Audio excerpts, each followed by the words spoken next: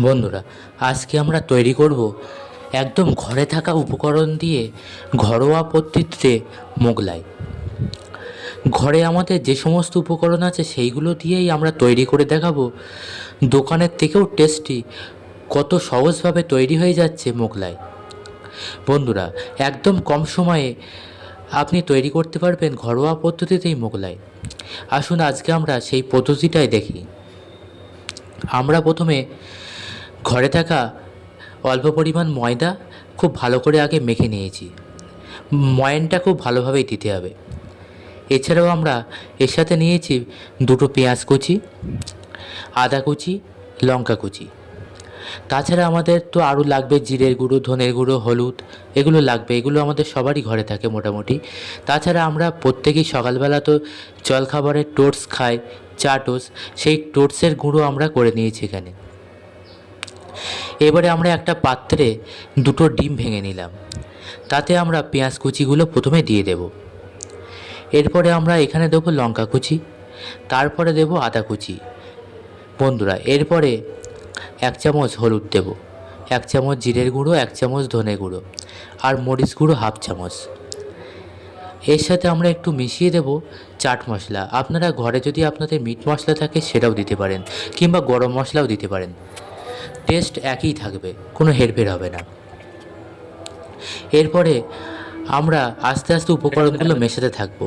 মেশানো হয়ে গেলে এরপরে আমরা যে টোস্টটা গুঁড়ো করে রেখেছিলাম সেটা অল্প অল্প করে মেশাতে থাকবো। একটু বেশ ঘন করে মেশাবো। মিশ্রণটা একটু থকথকে হবে। বন্ধুরা, এরপরে মিশ্রণটা আমরা করে রেখে ময়দার লেচিটা কেটে নেব। আমরা যে ময়দাটা মেখেছি সেখান থেকে আমরা দুটো লেচি কাটলাম। আমরা এখানে দুটো মোগলাই করেই দেখাবো।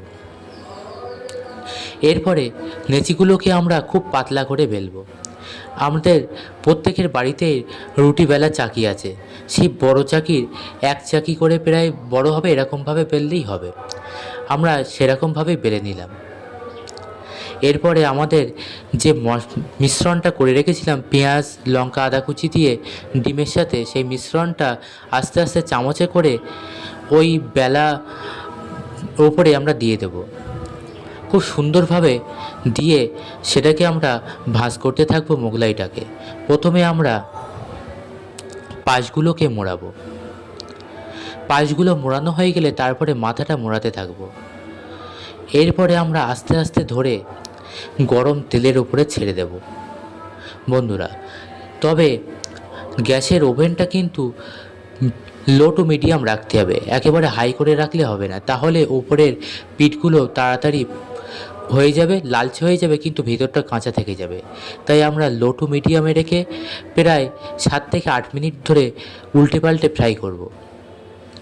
বন্ধুরা, দেখতেই পাচ্ছেন কত সুন্দর আমাদের ফ্রাই হয়ে গেছে। এরপরে আমরা একে একে নামিয়ে নেব। এইভাবেই আমরা দুটো মোগলাই করে নেব।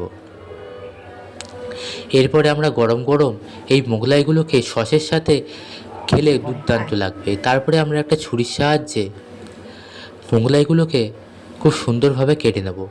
আমরা এই মোগলাইগুলোকে এক একটা মোগলাই 4 পিস করেছি। আপনারা চাইলে আরও ছোটও করতে পারেন। এই মোগলাইয়ের সাইজ চাইলে আপনারা বড়ও করতে পারেন। তবে যেহেতু আমরা কড়াইতে করেছি, বাড়ির রান্না করা কড়াইতে, সেহেতু এরকম ছোট ছোট করলে ভিতরটাও খুব ভালোভাবে তৈরি হয়ে যাবে আর খেতেও সুস্বাদু হবে। বন্ধুরা, এই রকম রান্না আপনারা পেতে এবং টিপস পেতে অবশ্যই আমাদের চ্যানেলটিকে সাবস্ক্রাইব করে আমাদের পাশে থাকবেন।